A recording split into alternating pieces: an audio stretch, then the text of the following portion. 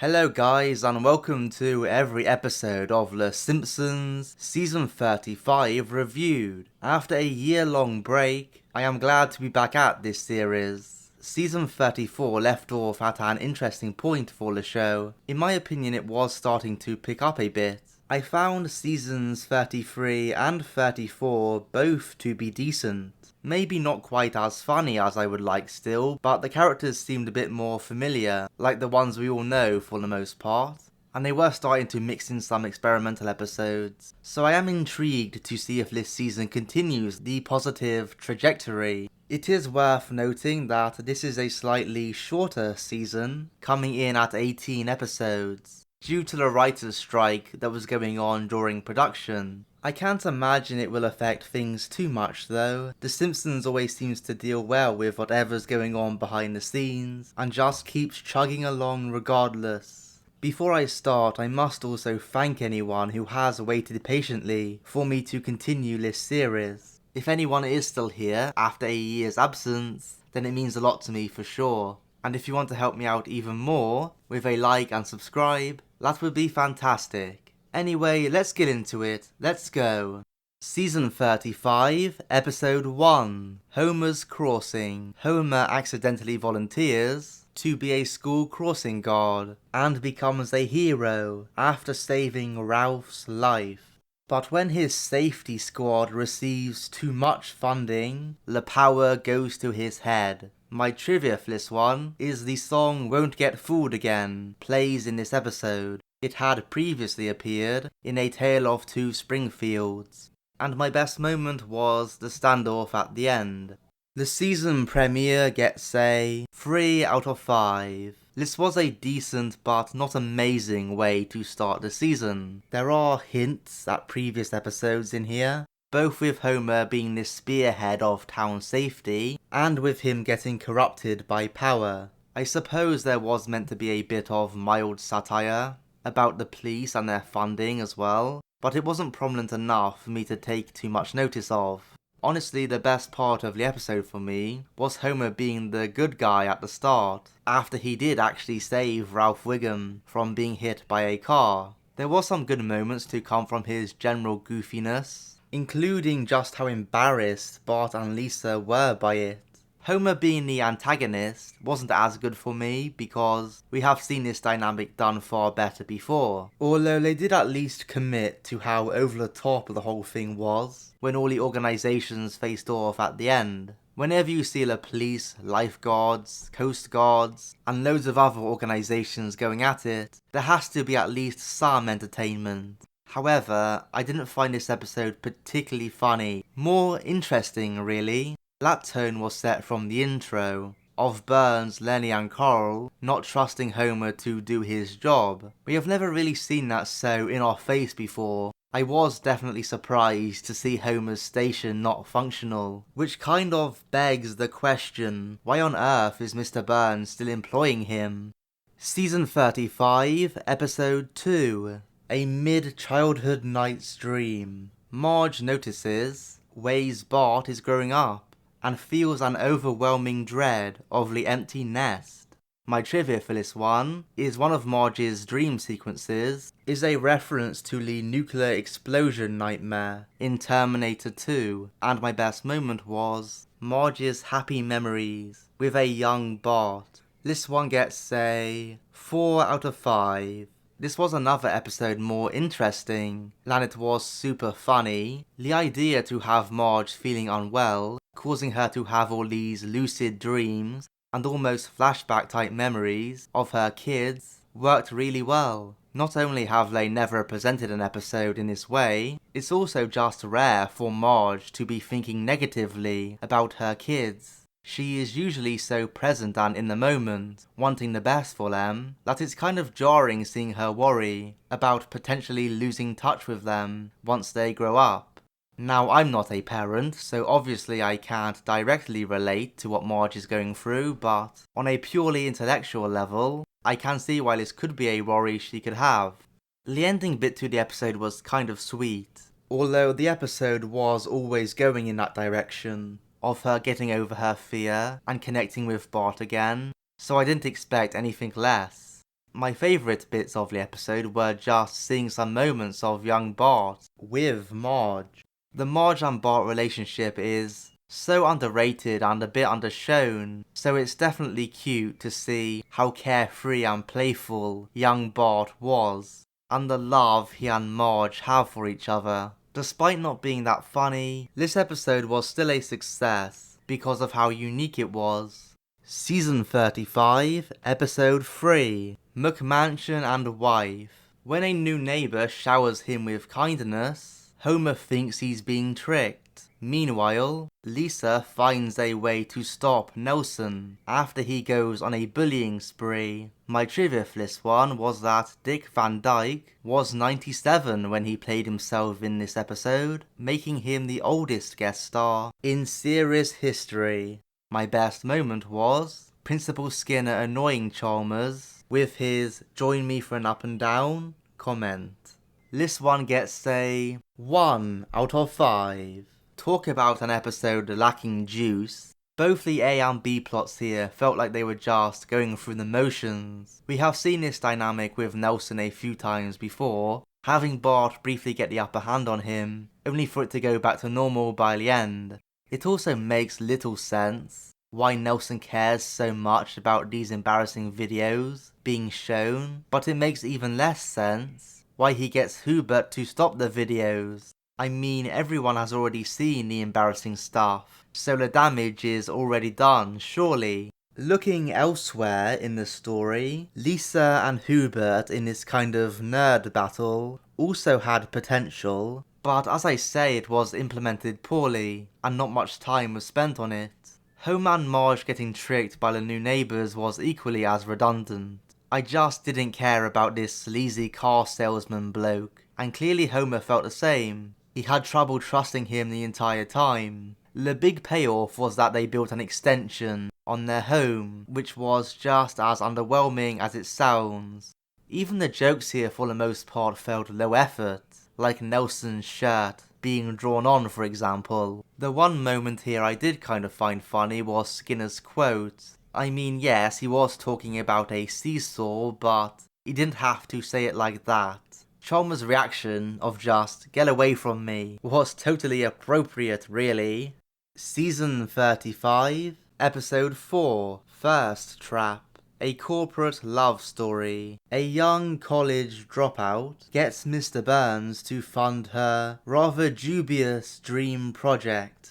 More than that, the two get married. So if you were paying attention, you would realise that Bart had no dialogue in this episode. This is the 5th time that has happened on the show. My best moment was Homer actually being the whistleblower, when it looked like it would be Lenny. I gave this one a 3 out of 5. I would say this episode is unique. It does feel so in some ways, but there are a few elements which seem reminiscent of things the show has tried before, like the documentary style storytelling, and Mr. Burns being with a young woman or new business partner. Still, this was solid enough for what it tried to be. By that, I mean the documentary style seemed to flow well enough, and it kind of fit the story, so this still gets a 3 despite me not finding it that funny. I did like how Persephone was handled. On one hand, it was clear she was a fraud who confuses people with word salad answers to make herself seem smart, while at the same time pretending to be a good person with a company that cares about the environment. She's also shown to be a liar, but she's presented as such a sociopath, she might not even know she's lying, or she's just so numb to it that lying is literally second nature to her.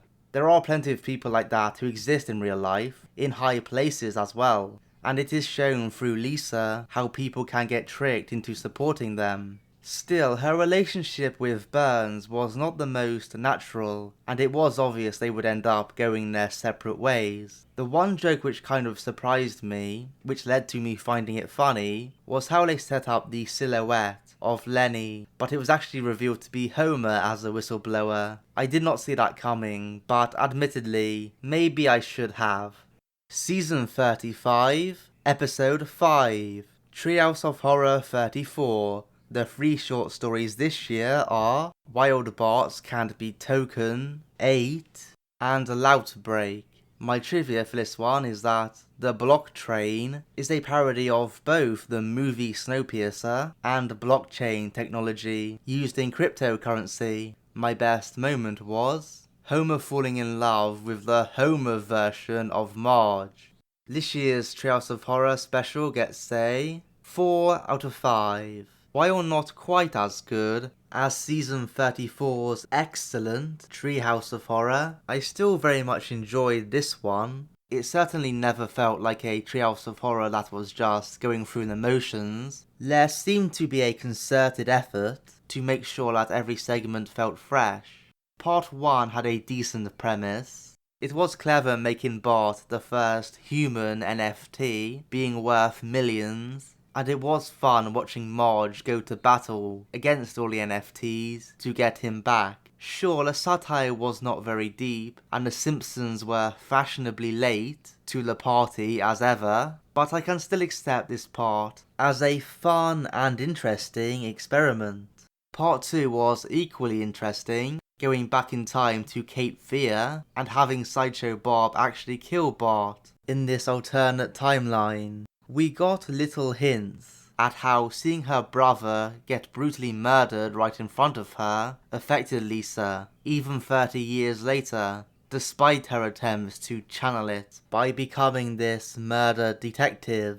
This wasn't that funny, I would say, but there was plenty of gore, if that is your thing, and the ending twist that Lisa was the killer worked quite well, as did her getting brutal revenge on Bob, with Maggie as a cop helping her to do it. The final part was more of a silly romp. We have had clones of Homer before, but this time everyone else was becoming Homer themselves, so it's still different enough to be considered original. Everyone acting as Homer was amusing, but my favourite moment of all was Homer embracing Marge being just like him. Fair play to Homer, he really is committed to the things in life he enjoys, even if it is a bit narcissistic. This was overall definitely a successful Halloween special in my book. Season 35, Episode 6, Iron Marge. When Marge's heart is broken by a bad birthday present, Bart and Lisa dig into their mum's past to see how well they really know her. Meanwhile, Homer becomes a neighborhood fearmonger. My trivia for this one is that the Bullseye store is a parody of Target, and my best moment was Bart and Lisa messing around with the spy kit. This one gets a 3 out of 5. Again, this was solid. That is the best way to describe it. It knew how to handle the characters it was working with, and tried to put them to good use. The best thing about the episode for me was the camaraderie between Bart and Lisa. We don't get to see enough of them just hanging out together, having fun as siblings, but the spy kit gave them the perfect excuse to do it. It was very uplifting to see how excited they are together, and how they're like high-fiving throughout the episode. Small little moments like those can make all the difference in terms of how you interpret these characters and the energy they're giving off. Lisa, in general, was acting more like a kid again, which is almost always a good thing. The bit where they go and get Marge's old parrot was fine. I did like the twist that the parrot was actually a bit of a menace, and although a bit understated, the final moment between Marge and the kids was still somewhat of a feel-good ending. Marge lives for her kids, let's be real, so her feeling some appreciation back from them clearly means the world to her. Homer's subplot where he wants recognition by warning people about dangerous things around town was decent. It ended up being almost this Boy Who Cried Wolf story, where Homer and Agnes get trapped, but they already scared everyone away with fake stories, so there is no one left to help them. I did like the fake out where after Homer saves her life, and you think they have bonded, Agnes still just wants to be top of the leaderboard. Homer's line, "She's horrible," is so spot on. This episode pushed for a 4 rating for sure. and had it been a bit funnier, it would have got there. Season 35, Episode 7, It's a Blunderful Life. An elderly Lisa recounts the story of how Homer was scapegoated for a power outage that plunged Springfield into darkness days before Thanksgiving. My trivia for this one is that the title of this episode is a fairly obvious reference to the 1946 film It's a Wonderful Life, and my best moment was Mr. Burns singing his Union song. This one gets a 1 out of 5. This never clicked at all for me. I don't know whether it's because of Lisa's narration, which felt a little out of place, or how there didn't seem to be one major thing for the story to rally around. But whatever the cause, it left the whole thing feeling disjointed. Given there was supposed to be this town-wide mayhem going on, things felt surprisingly dull, as much of the second half was spent in the Simpsons house, with Homer and Marge having more relationship issues. I mean, either believe him or not, please Marge. Don't drag the drama out for the entire episode. The ending with the police suddenly turning up to arrest Burns just felt rushed, and the future family at Thanksgiving ended up being equally pointless. Oh, and did I mention, I didn't find this episode funny either. By the end, I really was just waiting for it to finish.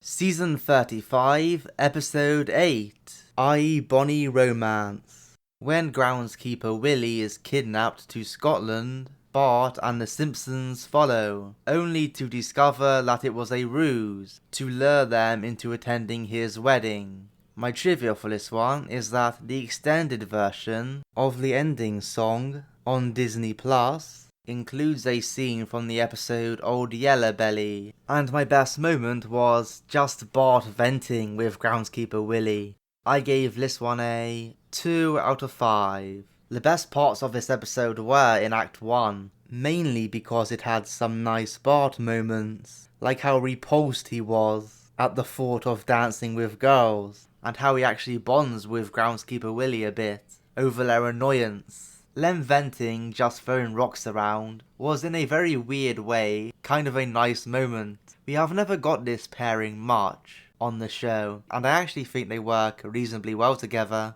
Things soon went downhill though, as the Bart stuff kind of got swept aside before it finished up in an unsatisfactory way. Instead, most of the time was spent with Homer and Marge bickering once they got to Scotland. In fairness to the show, lately, I do think they have tried to stop reusing the marriage crisis storyline, but they fell back into the trap here, and it led to a very boring time. And Homer and Marge make up out of nowhere because Homer sent her a stupid video of animals. For an episode set in Scotland, this sadly lacked any of that Scottish flair. Season 35, Episode 9, Murder She Boat. Lisa must solve a mystery when comic book guy's $1 million action figure is murdered on a pop culture cruise, and Bart is the one who gets blamed. My trivia for this one is that the theme song on the boat is a reference to the iconic 70s rom-com drama show, The Love Boat, and my best moment was everyone being able to say what they really think about comic book guy. So my time on this cruise ship gets a 3 out of 5. There were both positive and negative aspects to this, which is why it averages out to a 3. The concept of this nerd cruise ship I thought was interesting, and due to the murder mystery angle, they were able to make good use of a lot of different side characters. And I like how everyone acts like beheading this radioactive man doll was the biggest crime in the world. Lisa being the one to solve the mystery was kind of to be expected, but at least she was doing it to clear Bart's name. Now the main reason I'm not higher on this episode is that I feel it was obvious that the guest star, Taika Waititi, would be the culprit. It clearly wasn't going to be Bart, or comic book guy. You could tell that from the tone of the episode, so the ending did feel like a bit of a damp squib compared to what it could have been. Also, a fairly minor thing which really caught my attention and annoyed me a little is the amount of transition shots of the ship from a distance. It must be at least half a dozen times, probably more, they go to that perspective, and it's for no reason really. Again, minor thing, but it was obvious enough for me to notice it, and impactful enough for me to mention it. To end on a positive note, there were a few nice comic book guy moments. It's about time he finally got to see that everyone thinks he's a jerk, and some of the stories they share involving him were interesting. I for one totally buy that Kirk Van Houten would sell an expensive doll for $11. Season 35, Episode 10, Do the Wrong Thing. Homer and Bart become kings of the blue-collar sports circuit, but Marge suspects something dishonest at the core of their success. My trivia for this one is that the last name Belichick of Ladine is related to Bill Belichick of the New England Patriots football team, and them being accused of cheating. My best moment here was the fake out with Homer hugging Bart instead of strangling him. This one gets, say, 4 out of 5. You know, Homer and Bart don't get to be mischievous together as much as you'd think, so it was fun to see them bond over cheating, despite the morality of it all, which of course comes back to bite them in the end. There were good moments to come before that though, like the "why you little" fake out. It seems Homer really has turned over a new leaf. To be honest though, it does make a degree of sense that he and Bart get a thrill out of cheating in these obscure contests, so I totally buy his reaction. Marge getting corrupted by their cheating was a bit unexpected, but at least Homer and Bart felt guilty about it. Homer throwing up into the bush was so over the top that I found it a bit funny. The whole righteous Lisa thing I was not as impressed by, as we have seen it a ton before, and the college not caring at all about her doctored application also felt a bit weird, although I guess that could be interpreted as some kind of satire about how corrupt colleges can be. If so, then I kind of get it. Overall though, the main thing to remember about this episode is that the Homer and Bart stuff is fun, and it's just enough to carry this episode to a 4. Season 35, Episode 11, Frinkenstein's Monster. Professor Frink secretly helps Homer land a high-level position at a nuclear power plant in Shelbyville, but since Homer lacks the skills to actually perform the job, Frink must continue to dictate his every word. My trivia for this one is that when Homer asks the Viking Masseur what Vikings can't do, the response is win the Super Bowl, in reference to the Minnesota Vikings NFL team, who indeed have never won it. My best moment was Homer's meeting with Smithers about all the times he quit the plant. So Frink helping Homer gets, say, 2 out of 5. I thought about giving this a 3, but it left me feeling a bit disappointed. It's another story about Homer essentially cheating, only this time it's not obscure sports competitions, it's an entire new job, a job at a power plant no less. And although this was kind of meant as a Professor Frink episode, his role was actually a bit superfluous. He only tells Homer what to say, mostly off screen, and by the time the ending comes around, Frink all but disappears from the story. Instead of having Frink deal with his guilt of helping Homer, instead it switches to Marge, who, after pressure from Lisa and Dr. Spivak, ends up getting Homer to come clean. I would have preferred they kept the focus on Frink, as we have seen Marge in this position countless times before. In terms of this Dr. Spivak character, she never really did much for me. Sure, she was quite ruthless in exposing Homer to get revenge for him stealing her job, but there's just something about her I didn't like. I don't know if it was her smugness, or her acting like some kind of champion for women at the end, but something about her rubbed me the wrong way. There were at least a few nice moments here to mitigate the disappointment a little bit. Lisa's song was decent, if a bit overplayed in the episode. I also liked Homer repeating Frink's catchphrases at the end of his sentences, but the bit of Homer and Smithers going over all the reasons he left his job was great. Sure, it had little to do with the actual story, but I think it was necessary for them to cover how ridiculous this whole dynamic is at some point on the show. Season 35, Episode 12. Lisa gets an F1. Lisa needs to find a way to control her anxiety, so she gets into go-karting. She gets so good at it, she becomes a kid pro go-kart racer. My trivia for this one is that Homer's Dream is a parody of the Mario Kart video game series. And my best moment overall was Bart and Paolo's argument in Italian. This one gets a 3 out of 5.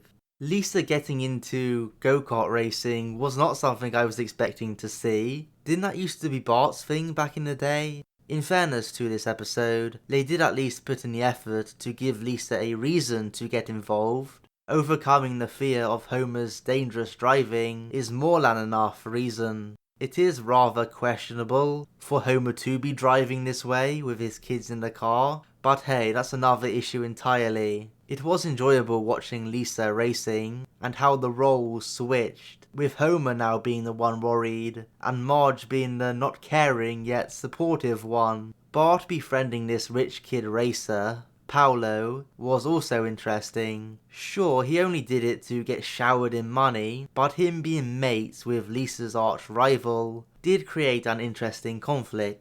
I even liked how it factored into the ending, with Bart still being in their text message group, which allowed him to see that they sabotaged Lisa's car. So yeah, a solid plot all round. Once again though, I didn't find this episode particularly funny, which did hold it back, but Bart's argument with Paolo was great, if only for the fact that it was actually in real Italian. Bart truly is a genius at mastering other languages, isn't he?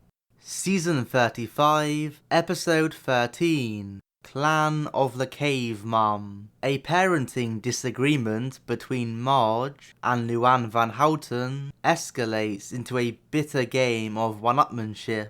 We also see a prehistoric Simpson family in a struggle for survival. So the prehistoric sequences that are in this episode parody the TV series Primal. And my best moment was the action sequences with Marge and the wolf. This one gets a 5 out of 5. I thought this was really cool the way they did it. Obviously the basic premise is taking a petty feud between parents and have it mirrored with this pure primal kill or be killed survival. It worked well not only because it has some nice action scenes and animation, but also because it had some basis in truth. Human beings still do have a lot of the same tendencies they have always had. It's just that as society changes, those tendencies come out in different ways. Marge was a great candidate to show this. We all know how protective she is as a mum. So I kind of buy the idea that if she did live back in the caveman days, she would be out there kicking ass for her kids. It was nice to see her kick ass in this episode, by the way, and thankfully for Bart and all involved, she did calm down and make amends with Luann in the end.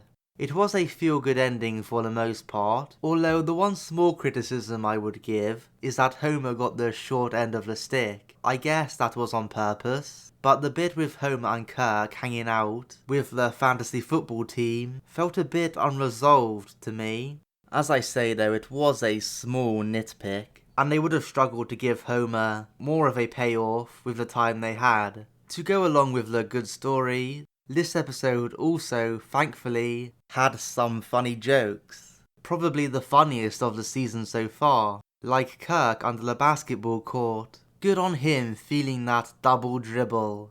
Homer watching the apps jiggle in fear as he was about to delete them was prime Homer behaviour.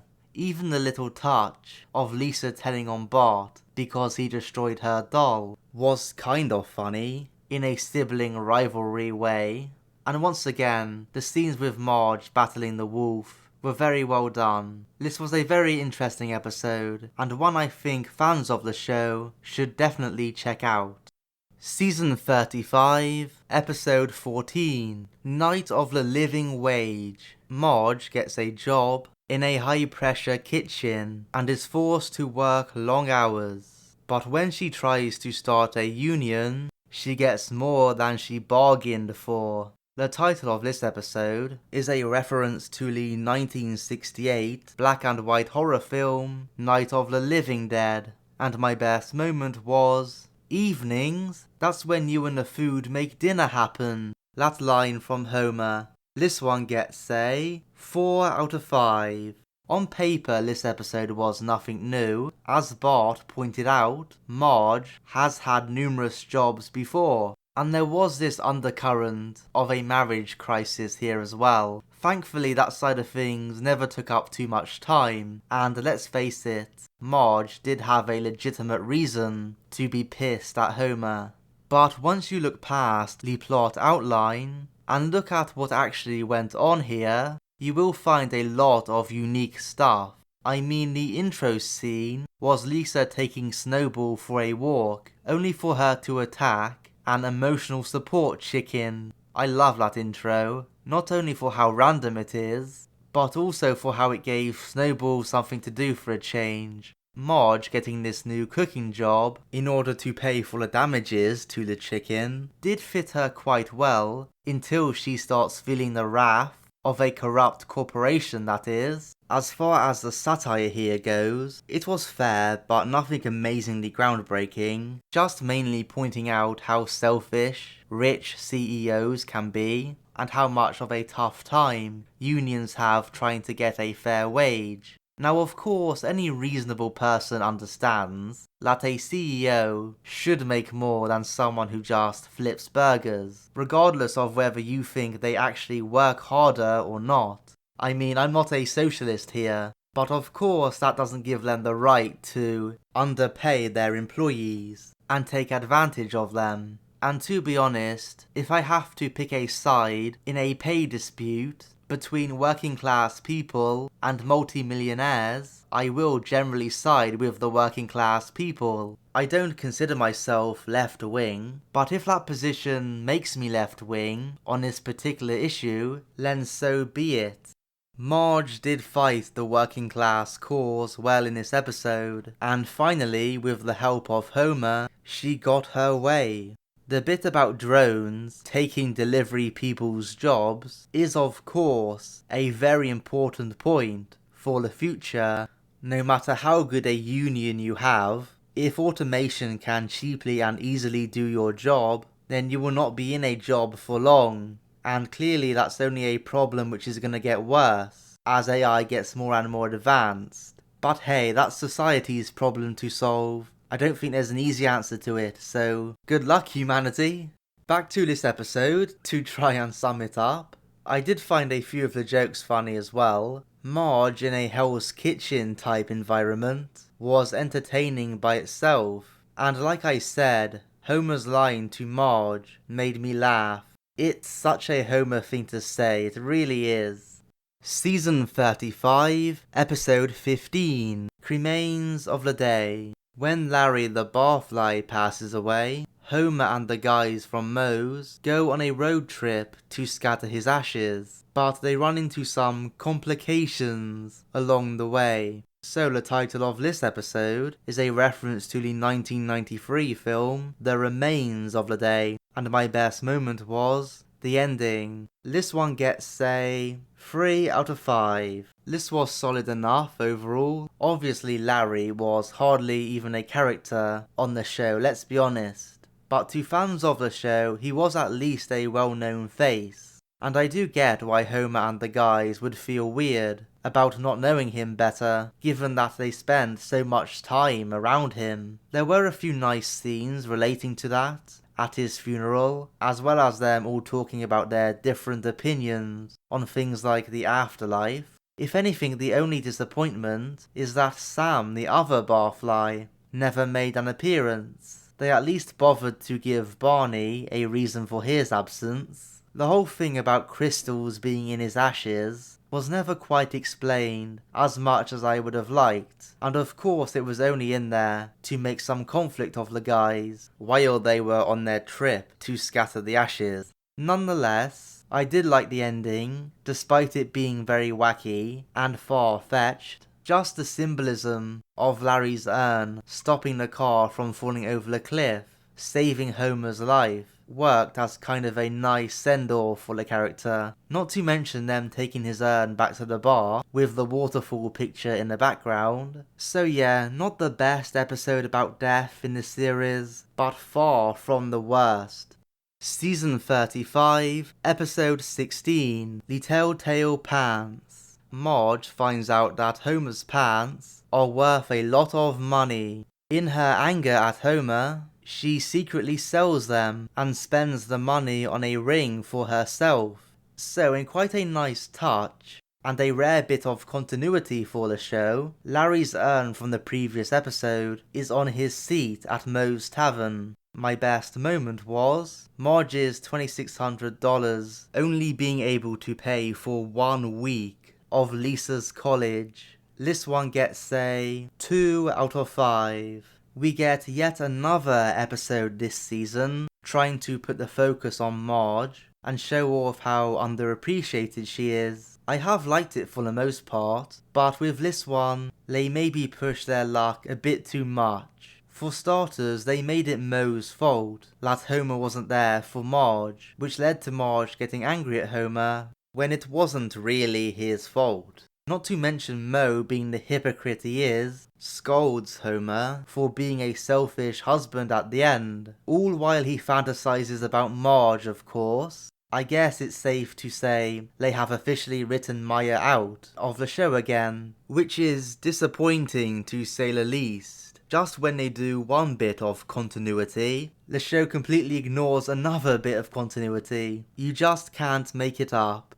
Other parts of the episode, like Homer saving everyone at the plant and going to the baseball game in sweatpants, felt contrived and only served as an excuse for Marge to go ahead and buy the ring for herself. But let's be real, Marge kind of deserves to treat herself, so there was no real dilemma here. Her guilt was slightly in character, but given that you know the outcome in the end, still came across as underwhelming. Quite simply, the ending where Homer and Marge work things out never had anywhere near the punch I'd have liked. I also didn't find this episode funny in general. That said, Smithers dyeing his hair pink only for Burns to think he was bleeding and actually dying was alright. And Marge's money only being able to pay for 1 week of Lisa's education is only a slight exaggeration.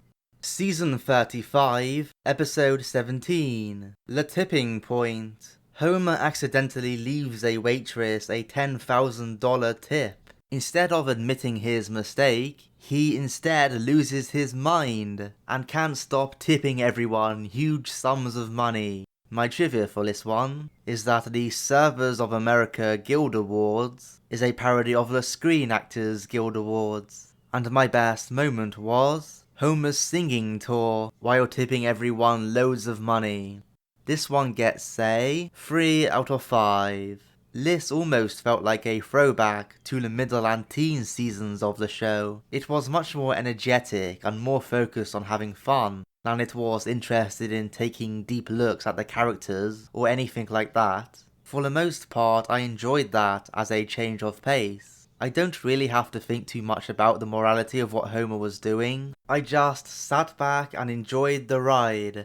The fantasy sequences and song montages are all over the place, and some are better than others, but they all fit in with the tone of the episode. Of course, Homer never started out addicted to tipping. At first, he was frustrated by it, but the adulation of the town slowly got to him, culminating in that scene at Moe's where he is tipping like crazy, and Moe is there happily taking it all in. A fairly obvious innuendo by Simpsons standards. Carl's line of, "I need a new bar," was exactly the response he should have to that. The ending was kind of anticlimactic, where he gives this big speech based on his European style experience. But of course he gets rejected because everyone wants to stick to the way they know. Now I can't speak for all of Europe, but as someone from the UK, I can give my experiences of tipping. It's not like tipping doesn't exist here. Sure, people won't tip if they are just going into a shop to buy a sandwich or something, but if they are at a restaurant having a proper meal, a lot of people will leave a considerable tip. It's just not expected necessarily. Now I have also been to America twice, and I do feel that tipping culture in the US is a bit too over the top for my liking. Still, it's not as black and white as this episode presents. They make it out like Europe is a utopia where waiters and service staff are living it up, being paid a lovely living wage. But if you look at the average salary between UK waiters and US waiters, with tips included, it's actually fairly similar. Again, I don't feel it should be the public's job to pay the staff of a business, but if you actually look at the amount of money they end up taking home, the US workers don't actually have it much worse off.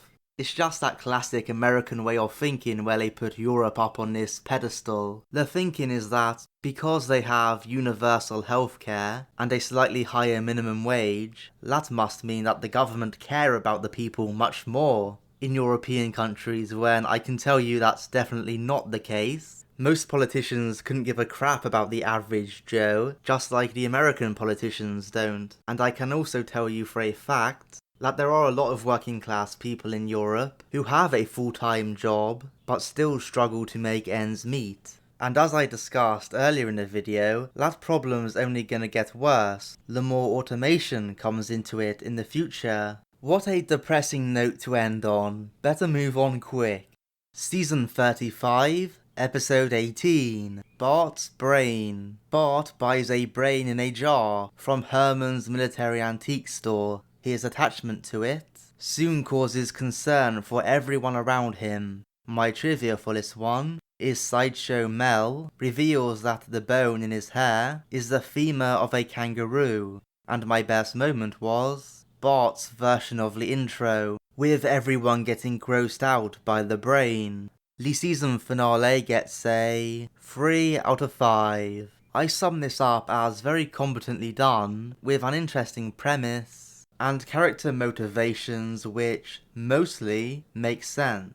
But it still lacked the payoff for me to consider it great. It started out with Bart buying this human brain from Herman after getting the money from selling Grandpa's old medals. That sounds weird, but it actually followed a fairly normal path for the show. He used it to prank the school and ends up getting into trouble for it. But instead of the usual punishment, his teacher, Mrs. Peyton, suggests that he looks after the brain to try and teach him some form of responsibility. That was a neat idea, and a nice way to use Bart's new teacher, who we haven't seen too much of yet. And Bart getting obsessive over this brain is in character for him. When he is into something he perceives as cool, he really gets into it.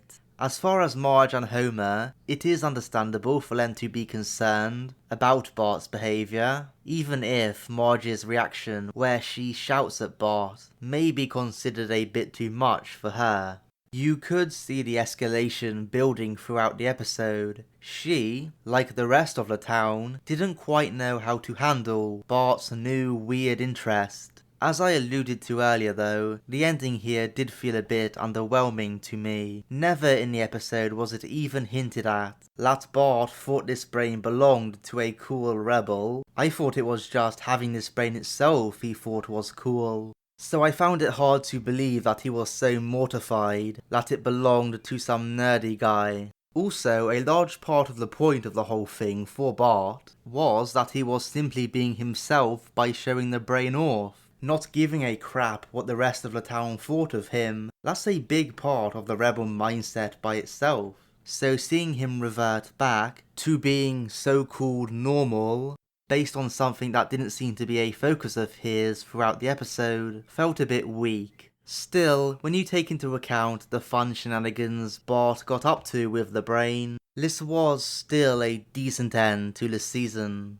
So that is season 35 in the books, and here is the season summary. The overall average score was 2.95, which is for all intents and purposes the same kind of quality as the previous two. Technically it's 0.5 lower, but that is like one rating point, which is statistically insignificant in the grand scheme of things.